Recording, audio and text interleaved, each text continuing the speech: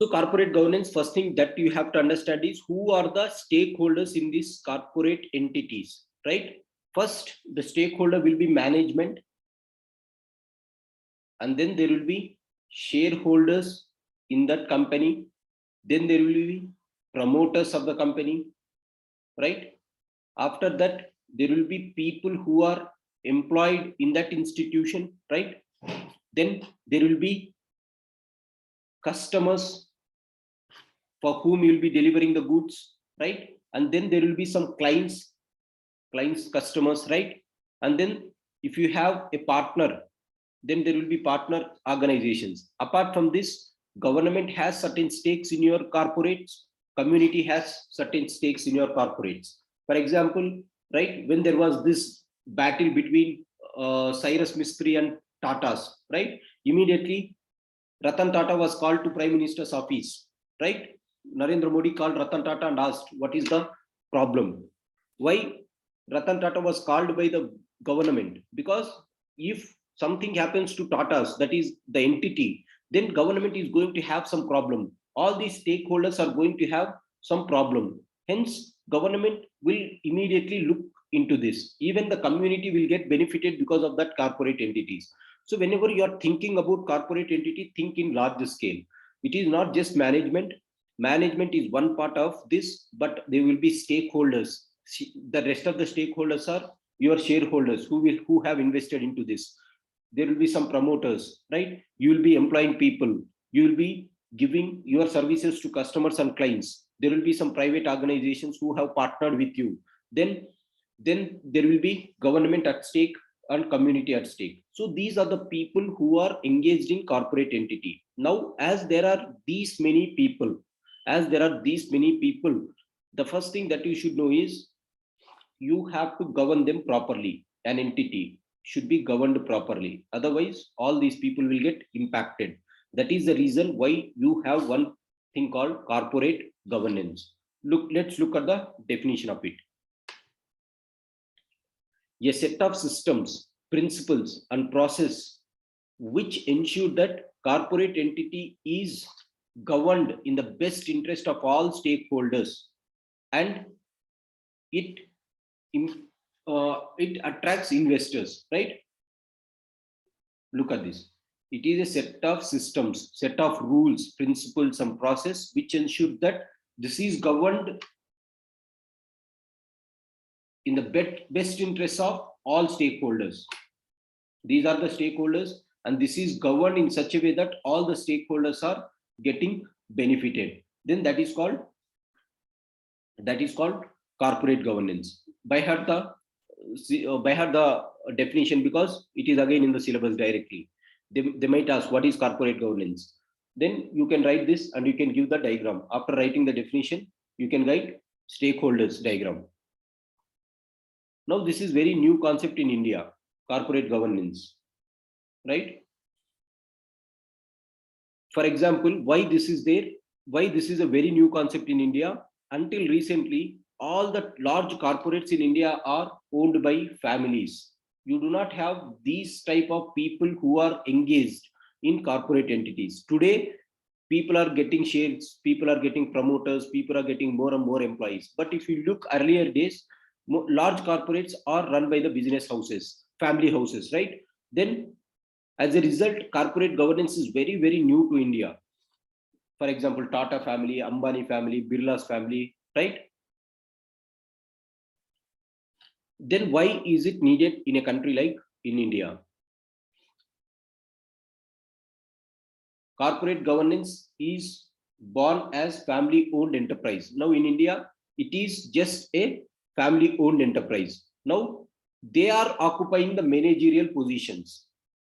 Mukesh Ambani, son, daughter, they will be managing they will be heading the managerial positions, and they will look at the key business decisions. Now the problem is, this is completely fine as long as the business is up to your house. But if you are engaging some outsider as your stakeholder, for example, if some people have invested money in your business, that is the so-called shareholders. If you have collected money from the share market, then definitely people are a component of your business. Then this monarchy doesn't function, because you have to be democratic. You have to listen to the shareholders also about their opinions also, right? With the emergence of share market or stock market, then new members joined in the management. Hence, corporate governance is needed to ensure that the company is not functioning in the vested interest, but it is functioning in the interest of all stakeholders, right? You understood? Earlier, it is not needed because my family and my people will be looking after that. But as stakeholders has improved or increased, it requires corporate governance. Satyam scam, UTI scam, because these are all failures of corporate governance. Whatever the corporate structures that you see, they have failed, right? They are all the failures of corporate governance. Hence, you need corporate governance in these institutions. Now, what is the advantages of corporate governance? Why ethics are important in corporate governance? Why it is important? It increases the reputation of the company, obviously, right? It helps in ensuring a lawful and ethical conduct of company, keeps the company away from scams, malpractices. As a result, the goodwill of the company will grow, right?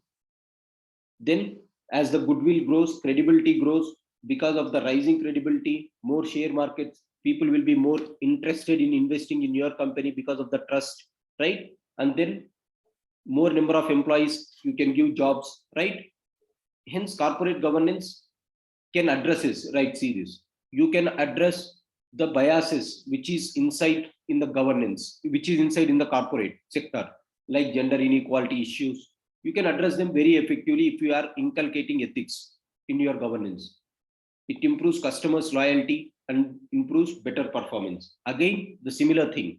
Whatever the advantages are there for work culture, for corporate governance also, the same advantages, right? What are the two most important principles that are required in corporate governance? Again, you have to ensure that there is transparency and there is accountability.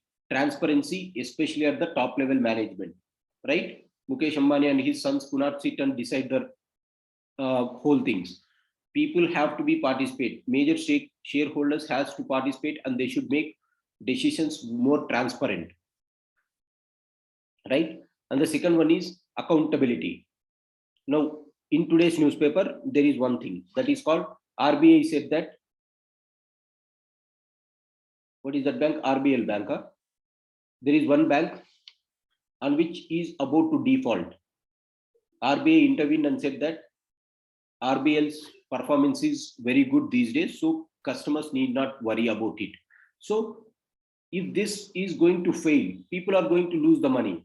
Hence, RBI intervened to raise the credibility of it, right? There is, if the institution itself is following corporate governance, right, good governance, then obviously there is no need for external players to raise the level or trust of that institution. So the second thing is accountability. Accountability gives shareholders the confidence in business that in case of a company lands up in unfavorable conditions, then who is responsible for the same, right? There is one Allu Arjun movie, right? His father will die, and then he will sell all his property. Then he will go to Upendra's house. I don't remember the movie name, but what he is doing there, he is being responsible and being accountable to the shareholders in that movie, right? Similarly, what RBI did for this RBL, it has shown transparency. It has shown that the RBL bank, it enjoys some capital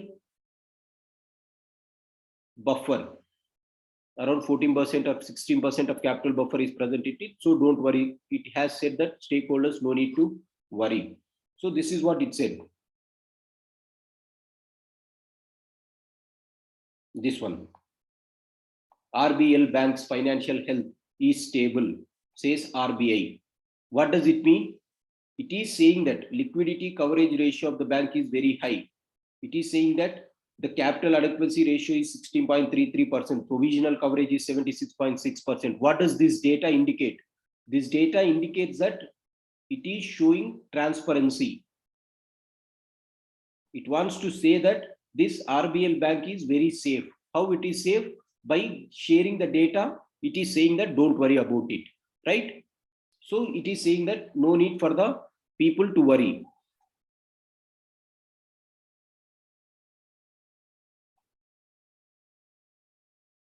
So this is how transparency and accountability are going to increase the credibility of the trust.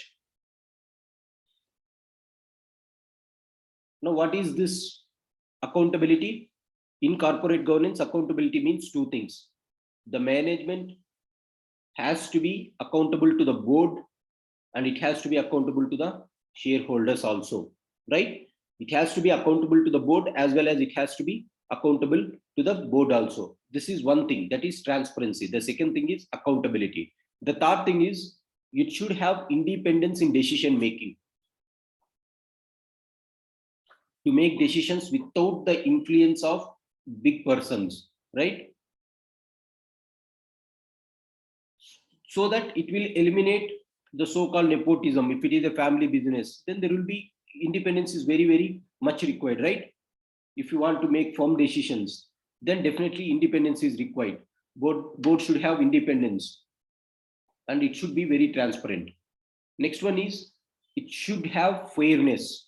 It should treat everyone equally, all the stakeholders equally. So these are the four principles or cardinal principles on which corporate governance can be risen. One is transparency, the other one is accountability, the third one is independence of office, the fourth one is fairness.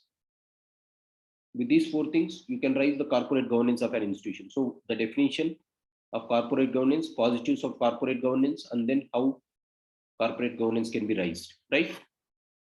However, what are the challenges in corporate governance in India? For corporate governance in India, again, lack of transparency, lack of accountability, lack of fairness, lack of independence. Again, same factors, right? This is how you have to prepare. The answer will be same. Work culture kind of answer, corporate governance kind of answer, right? It will be revolving around the same things. These are the factors that can influence corporate governance. There will be impediments for corporate governance. Lack of transparency, lack of accountability, family ownership, which means there is no independence, there is no adequate monitoring of regulators.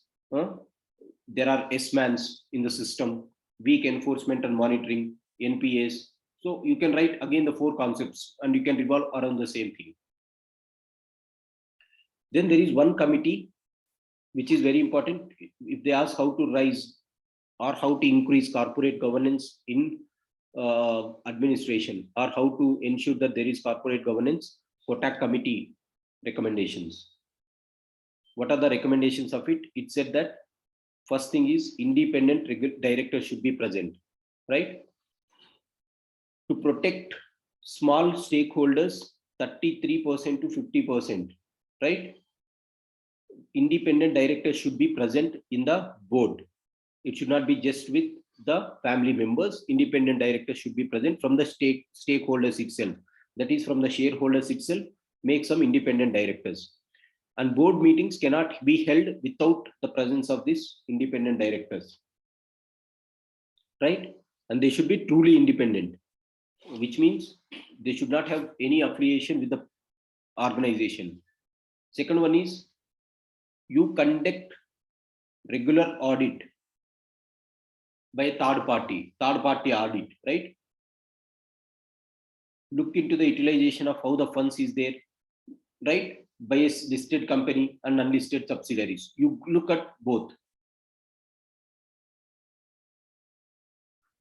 Now for listed companies, how to strengthen it? SEBI gave some orders, regulate listed companies in the interest of small holders. No need to go into that depth, but just remember, you conduct independent, you should have independent directors, you should have regular audit mechanisms. And other reforms is for government company, recommendations to board financial secretary for appointing independent directors, not nodal ministry. Independent directors has to be appointed by the board itself, not by the ministry. Now you can write one example for this. What is this example? Banking investment company, right? BIC. Government of India is trying to merge all the public sector banks. It wants to come out of all the public sector banks by transferring the shares of all public sector banks to one entity called banking investment company, where government influence will be made zero. Rather, it will work independently. You can write this as best example for corporate governance. In the governance structures, government is looking for this, right? And corporate governance is going to be incomplete without one thing called the social responsibility of the corporates. For that, you have corporate social responsibility, right? Corporate initiative to assess and take responsibility to the companies affect the environment and impact social welfare, that we discussed, right? It is going to have a larger impact on the civil society. Hence, corporate social responsibility is introduced by Companies Act 2013. India is one of the very few countries where social responsibility is made legally binding. With this act, they made that the companies should legally bind, or they should have funding towards this corporate social responsibility. India is the first country to make mandatory to spend CSR, right? Now again, the debate will be here. Is mandatory? Is it wise thing on the part of government, whether to make it mandatory or whether it should be voluntary, right? Is it ethical on government aspect to make corporate social responsibility mandatory? How can you force an organization to say that you have to socially contribute? That is again one other debate. Now, what are the advantages of it? If you are spending on the community, it will give you return to the company. For example, skill the tribe people, skill the local people, right? They will form workforce in future. If two companies produce same product with same quality, customers prefer the product of the company whose practices are ethical, right? This is what people will go.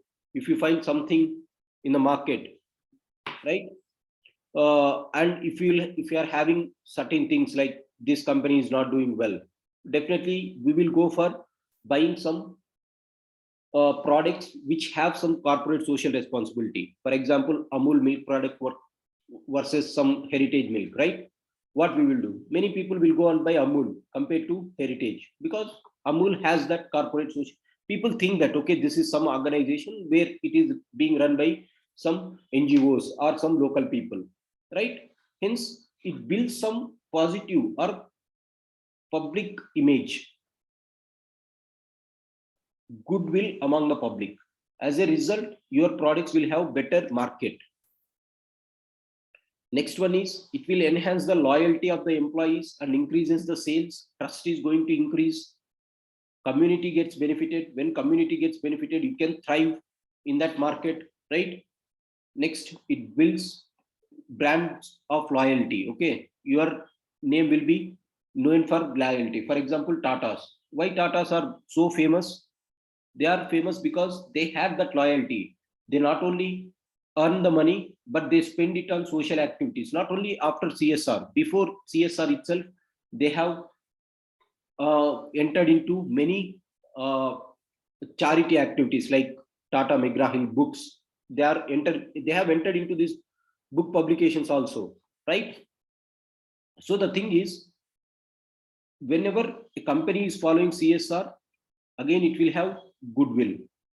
You can write all the positives that you write for corporate governance. You can write all the positives that you will have for the so-called work culture. So all these things go in tandem. So this is the thing for today. So I discussed about the so-called concepts of corporate governance and work culture. And tomorrow I'll be discussing ethical issues in international relations and funding. If possible, tomorrow I'll take the class at 8 o'clock and I'll take for 2 hours. Maximum I'll complete by tomorrow, right? If you have any questions, you can ask me. Otherwise, we can wind up the session. Thank you. Maximum I'll try to take at 8 o'clock tomorrow.